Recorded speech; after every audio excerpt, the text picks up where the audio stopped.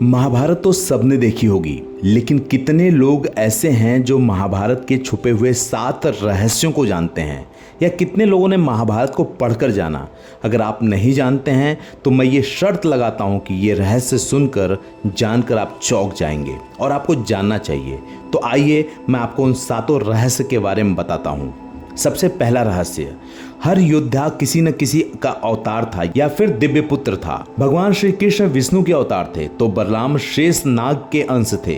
8 वस्तुओं में से एक ध्रुव नामक वसु ने ही भीष्म के रूप में जन्म लिया था। देवगुरु बृहस्पति ने ही द्रोणाचार्य के रूप में जन्म लिया था। अश्वत्थामा रुद्र के अंशावतार थे। दुर्योधन कलयुग का तथा उसके 100 भाई पुलस्त्य वंश के राक्षस के अंश थे। सूर्यदेव के पुत्र कर्ण, इंद्र के पुत्र अर्जुन, पवन के पुत्र भीम, धर्मराज के पुत्र युधिष्ठिर और 2 अश्वनी कुमारे नासत्य एवं दस्त के पुत्र नकुल और सहदेव थे। रुद्र के एक गण ने कृपाचार्य के रूप में जन्म लिया। द्वापर युग के अंश से शकुनी, अरिष्ठा के पुत्र हंस नामक गंधर्व ने धृतराष्ट्र तथा पांडु के रूप में जन्म लिया।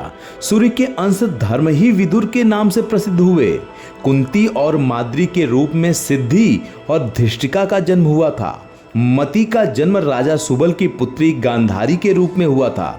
राजा भीष्मक की पुत्री रुक्मिणी के रूप में लक्ष्मी दी और द्रौपदी के रूप में इंद्राणी उत्पन्न हुई थीं। अभिमन्यु चंद्रमा के पुत्र वर्चा का अंश था। इतना ही नहीं, मरुत्रगण के अंश से सात्यकी, द्रुपद, कृतवर्मा व विराट का जन्म हुआ था। अग्नि के अंश से धृष्टद्युम्न व राक्षस के अंश से शिखंडी का जन्म हुआ था। विश्वदेवगढ़ द्रौपदी के 5 पुत्र प्रतिविंध्र, सुत सोम, श्रुतकीर्ति, शतानीक और श्रुतसेव के रूप में पैदा हुए थे। क्या आप जानते हैं ये सब? दानवराज विप्रचित्र, जरासंग, हिरण्यकश्यपु शिशुपाल का अंश था। काल नेमि दैत्य ने ही कंस का रूप धारण किया था।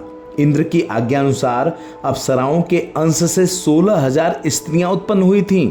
क्या आप महाभारत के इन रहस्यों को जानते हैं? तो आइए अब दूसरे रहस्य की बात करते हैं। जितने भी योद्धा थे वो विचित्र शक्तियों से संपन्न योद्धा थे।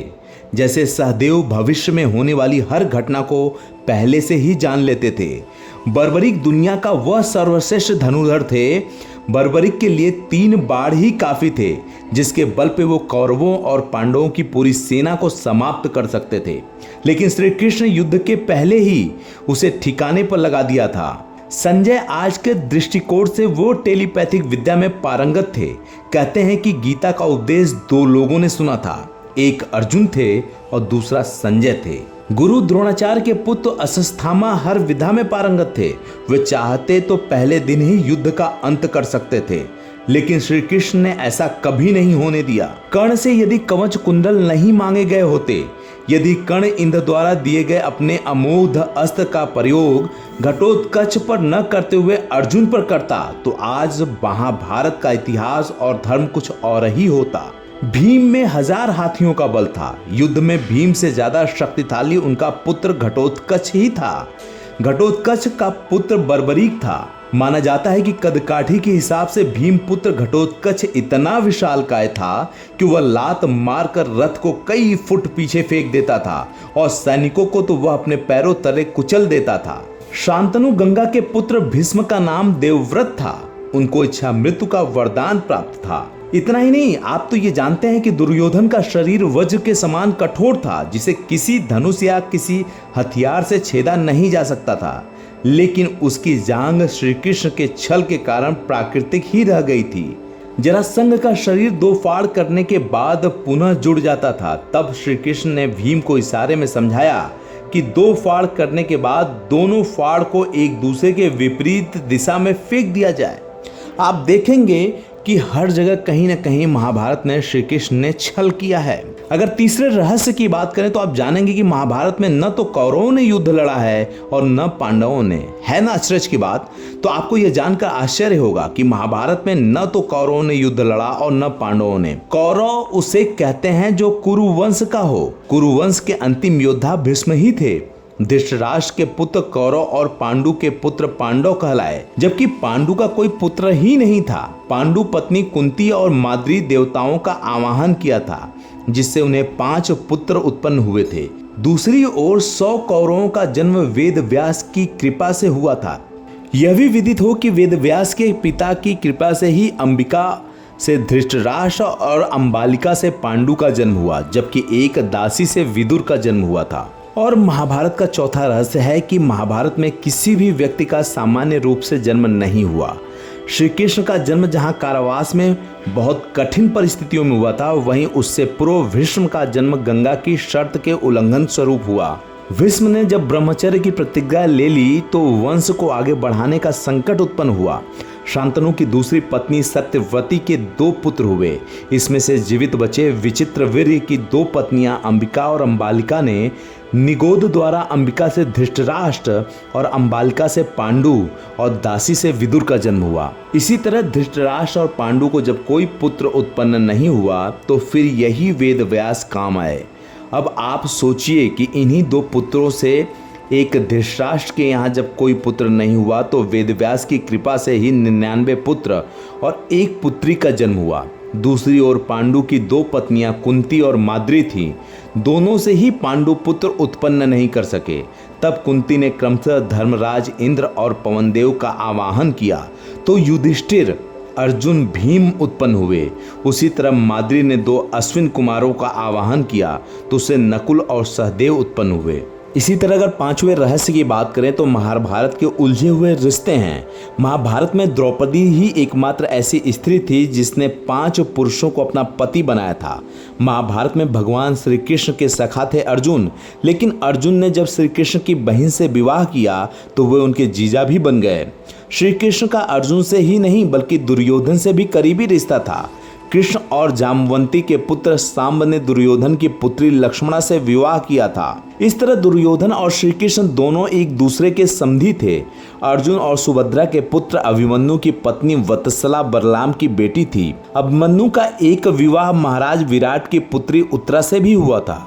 भगवान श्री कृष्ण की 8 पत्नियों में से एक अवंती के राजा जयसेन की बेटी मित्रविंदा भी थी। पौराणिक मान्यता के अनुसार मित्रविंदा उनकी बुआ की बेटी थी। अगर छठे रहस्य की बात करें तो ऐसी मान्यता है कि महाभारत युद्ध में मारे गए सभी सूरवीर जैसे कि भीष्म, द्रोणाचार्य, दुर्योधन, अभिमन्यु, द्रौपदी के पुत्र कर्ण, शिखंडी जैसे लोग एक रात के लिए सभी लोग मरने के बाद भी जी उठे थे। यह घटना महाभारत युद्ध खत्म होने के 15 साल बाद घटित हुई थी। यह उस समय की बात है जब धृतराष्ट्र, कुंती, विदुर, गंधारी और संजय वन में रहते थे। वहां विदुर जी के प्राण त्यागने के बाद धृतराष्ट्र के आश्रम में महर्षि वेदव्यास ने धृतराष्ट्र, गंधारी और कुंती से कहा कि आज मैं तुम्हें अपनी तपस्या का प्रभाव दिखाऊंगा, तुम्हारी जो इच्छा हो वह मांग लो। तब धृतराष्ट्र व गंधारी ने युद्ध में मृत अपने पुत्रों तथा कुंती ने कर्ण को देखने की इच्छा प्रकट की। द्रौपदी आदि ने कहा कि वे भी अपने परिजनों को देखना चाहते हैं। महर्षि वेदव्यास ने कहा कि ऐसा ही होगा।